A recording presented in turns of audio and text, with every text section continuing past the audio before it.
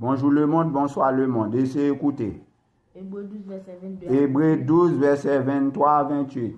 Mais vous êtes approchés de la montagne de Sion, vous êtes approchés vers la montagne de Sion, de la cité du Dieu vivant, de la cité du Dieu vivant, la Jérusalem céleste, des myriades qui forment le chœur des anges, de l'assemblée, des premiers-nés, inscrits dans les cieux, du juge, qui est le Dieu de tous, des esprits des justes, parvenus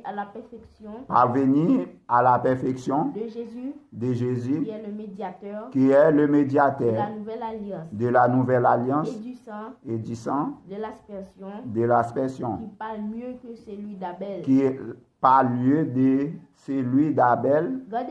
Gardez-vous de refuser d'entendre celui qui parle.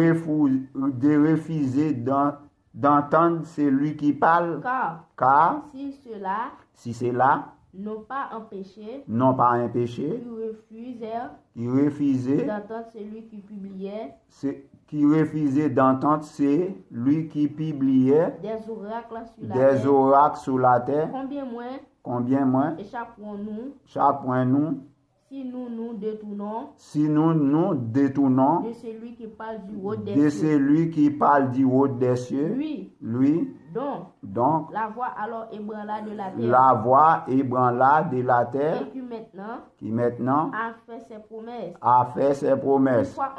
Une fois encore, je branlerai non seulement la terre, mais aussi le ciel. non seulement la terre, aussi le ciel.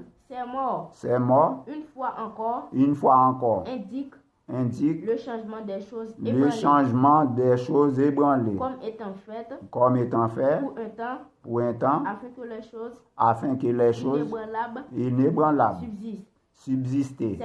C'est pourquoi recevons un royaume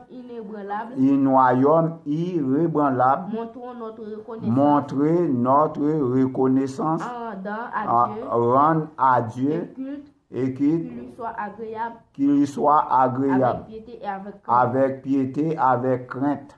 Well, Jésus mandé pour nous gagner sagesse, pour nous gagner la justice, pour nous faire bagaille qui les doit dans l'autre principe. Si nous pas gagner la justice sur la terre, est-ce que nous allons dans le ciel là sans justice et les arriver côté bon Dieu, qui ça nous va le faire?